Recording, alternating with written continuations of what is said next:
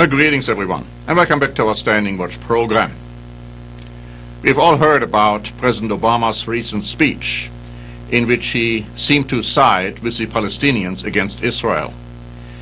I would like to read to you from an article by the Associated Press dated May 19, saying President Barack Obama is endorsing the Palestinians' demand for their future state to be based on the borders that existed before the 1967 Middle East War, in a move that will infuriate Israel. And in fact it has. This article goes on to say, interestingly enough, until Thursday, that is when President Obama gave his speech, the U.S. position had been that the Palestinian goal of a state based on the 1967 borders with agreed land swaps should be reconciled with Israel's desire for a secure Jewish state through negotiations. Now, the interesting thing is that President Obama's position is now very close to what the Europeans have been advocating for quite a while. Here's an article by the EU Observer dated May 20 saying, U.S. President Barack Obama has said future Israeli-Palestinian borders should be based on lines established before the 1967 war, bringing U.S. policy closer in line with the EU position on the conflict. Later on in the article it says, the new U.S. position is in line with agreed EU policy, as formally stated by European foreign ministers in December. Quote, the EU will not recognize any changes to the pre-1967 borders, including with regard to Jerusalem, other than those agreed by the parties. This could include agreed territorial swaps, the EU aide said. Well, predictably, as the article points out, Israel's Prime Minister Benjamin Netanyahu, in a written reaction on Thursday, said the 1967 lines are both indefensible and would leave major Israeli population centers in Judea and Samaria beyond those lines. The defense of Israel requires an Israeli military presence along the Jordan River. So, of course, this was predictable, this was clear. But interestingly enough, the Europeans, especially Germany, congratulated President Obama for his speech, for his comments. Here's an article by the Local, dated May 20, saying, German Chancellor Angela Merkel welcomed on Friday a speech by U.S. President Barack Obama calling for an Israeli-Palestinian peace deal based on the 1967 borders, calling it very important. Now, at the same time, we find that Europe and Germany condemn Israel in other matters. Here's an article by the EU Observer, again dated May 17, saying, the EU has described as deplorable Israel's killing of 14 unarmed Palestinians at the weekend. Israeli soldiers killed 14 unarmed civilians and injured more than 100 when Palestinian protesters tried to cross fences on the Syria-Israel and Lebanon-Israel borders on Sunday. Now, Israel is saying, according to this article, that Lebanon and Syria broke the law in letting protesters through. It's very interesting that Europe issues and utters this condemnation, while at the same time it has been now reported that German soldiers have killed, apparently intentionally so, demonstrators in Afghanistan. Reuters reported on May 16 that more than 350 people were injured in a protest outside Israel's embassy in Cairo, Egypt, to mark the displacement of Palestinians at the 1948 creation of the Jewish state. Several hundred demonstrators gathered in front of the embassy late on Sunday on the anniversary of what many Arabs call the Nakba, or catastrophe. Egypt's interim military rulers have come under popular pressure to make a more pro-Palestinian stance. And of course, what this all means is that the entire world is turning against Israel. Something which the Bible, my friends, has prophesied would happen in these end times.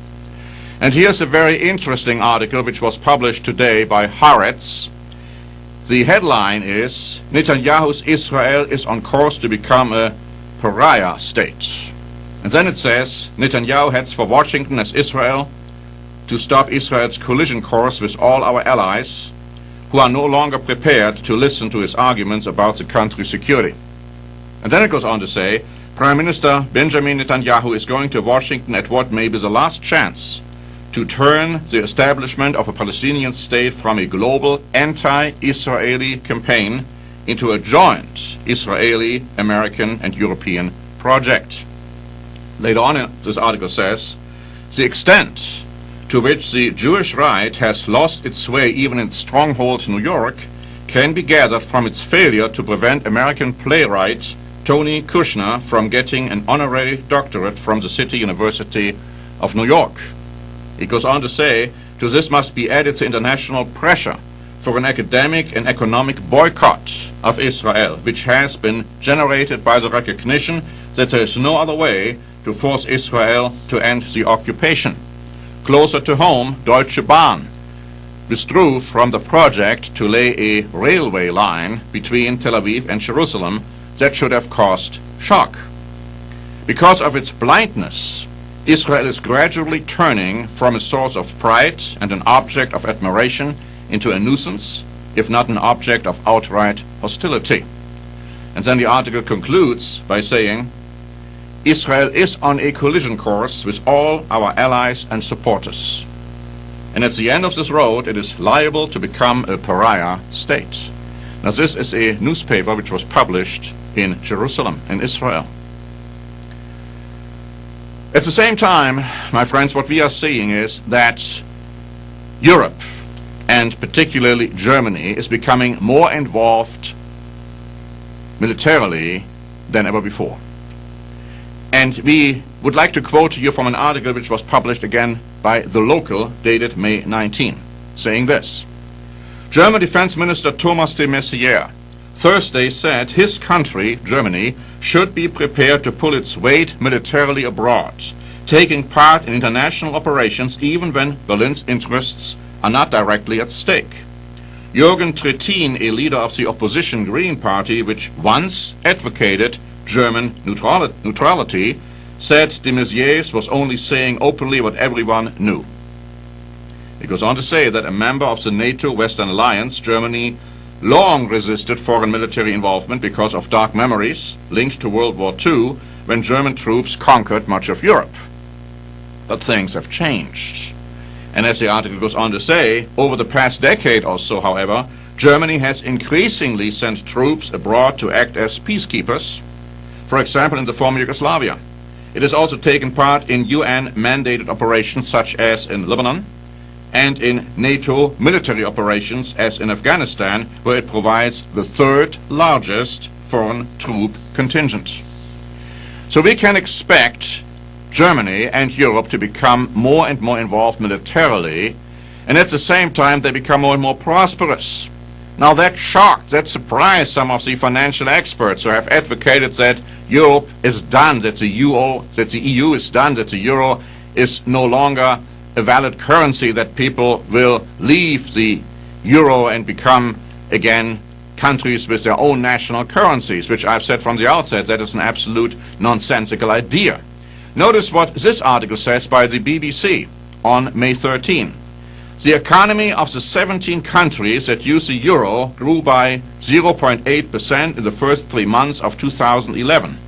Germany was largely responsible for the better than expected figure, reporting growth of 1.5% in the period. Later on in the article it says the core countries like Germany are doing really well, and that is keeping the euro strong. Figures earlier in the week showed that German exports and imports had both risen to their highest monthly level since record began in 1950. Now contrast this with what was just announced here in the United States. Now you probably have heard it, but I'd like to refresh your recollection. This is an article from CNN, dated May 16. It is official. The U.S. government hit the debt ceiling on Monday. Treasury Secretary Timothy Geithner told Congress. Geithner said he would have to suspend investments in federal retirement funds until August 2 in order to create room for the government to continue borrowing in the debt markets. He goes on to say that Congress, meanwhile, is not showing any signs of budging, because Geithner is saying Congress has to raise the debt ceiling again, but Congress doesn't want to do it necessarily. And so this article goes on to say that the first limit was set in 1917 and set at 11.5 billion. That's the amount the United States can borrow. That was then. Now, the ceiling is currently set at $14.295 trillion. And that is not enough.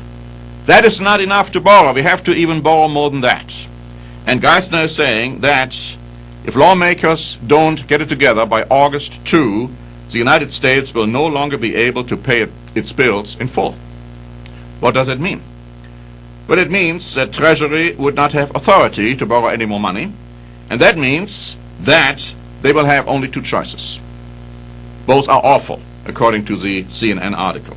They could either cut spending or raise taxes by several $100 billion just to get through September 30, which is the end of the fiscal year. Or they could acknowledge that the country would be unable to pay what it owes in full, and the United States could effectively default on some of its obligations. The first option would be impossible to execute without serious economic repercussions. And the second option could cripple the economy and send world markets into a tailspin. But not only that. Notice what Geithner said on May 18, according to an article by Newsmax. He threw a bomb at America's financial future last night, saying that he is certain, notice this, certain, totally regardless of what is happening regarding the debt ceiling, he is certain that another financial catastrophe is on the way and that there is no way of reaching agreement on the debt ceiling without increasing taxes on the wealthy. And you got to define wealthy. Now, the U.S. is not the only country which is in deep financial trouble. Great Britain, interestingly enough, is also one. This is an article by The Telegraph, a British paper, dated May 14, saying, Brussels has slashed its forecasts for Britain's growth prospects. This means a weaker outlook for consumption than hoped, which will hit the economy's headline growth figures. Labour argued that the UK's zero growth over the 6 months from September to March meant that the UK was stuck in Europe's economic slow lane. Countries like France, Belgium, the Netherlands, and even Spain have overtaken us, while Germany is powering ahead, said Ed Balls, the shadow chancellor. Putting all this news together, a picture emerges. The picture is that the state of Israel will find itself in total isolation, that Europe will overpower the United States of America and Great Britain and will become the leading force, the leading power in the world. And as the Bible tells us, ultimately it will intervene in the Middle East, militarily, to bring about a quote-unquote peace, something which the United States has been unable to do. This is what the Bible tells us. And if you want to know more about it, I recommend that you read some of our booklets, which are posted online, and you also can receive hard copies. One is Europe in Prophecy. Another one talks about the mysteries of the book of Revelation. Another one talks about the Great Tribulation and the Day of the Lord. And then we have a booklet on the book of Zechariah.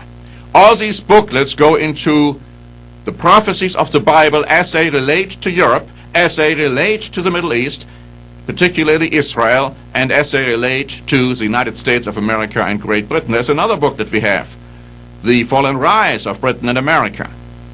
All these booklets tell you from the Bible what is prophesied. And if you read today's headlines, if you listen to what we have just said on this program, and compare it with biblical prophecy, you know how close we are to those events as they are being described, which will culminate in the return of Jesus Christ.